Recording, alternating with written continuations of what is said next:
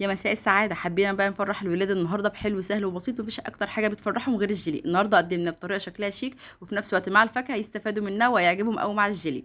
جبت هنا واحدة كده من الشمامة، هقطع كده الجزء اللي من تحت وفي نفس الوقت برضو هقطع الجزء اللي من الناحية التانية بحيث اعمل لها زي قاعدة كده تبقى واقفة عليها. هجيب كده بقى المعلقة بتاعتي وافرغ بقى الجزء اللي من النص ده، اشيل اي بذر فيها كويس جدا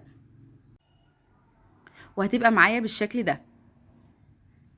هجيب بقى كده بوله واضيف فيها كده باكت من الجيلي. انا النهارده استخدمت جيلي الفراوله، تقدري تستخدمي اي نوع جيلي انت بتحبيه، بس بصراحه الجيلي الفراوله كان طعمه حلو جدا معاها. ضفت هنا كوبايه من الميه المغليه، هقلبها كويس جدا لغايه ما الجيلي اللي معايا ده يدوب كويس. ومعايا هنا نص كوبايه من الميه الساقعه اللي بتلج، انا ضفت معاها تلج عشان ايه تبرده معايا بسرعه ويمسك معايا بسرعه. هقلبه بقى كويس جدا مع الميه الساقعه، وهجيب بقى الشمامه بتاعتي وابدا كده افرغه في قلبها.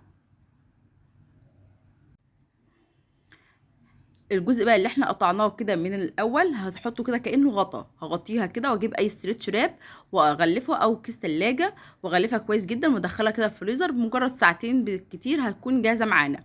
شلت كده بقى الغطا بتاعه وكده شكلها كده بعد ما طلعت من الفريزر كانت متماسكه كويس جدا. هقطعها كده بالسكينه. عايزه اقولك شكلها من جوه كانت خطيره بجد. تعالوا كده بقى نشوفها من جوه شكلها عامل ازاي. بجد الالوان مع بعضها كانت في منتهى الجمال.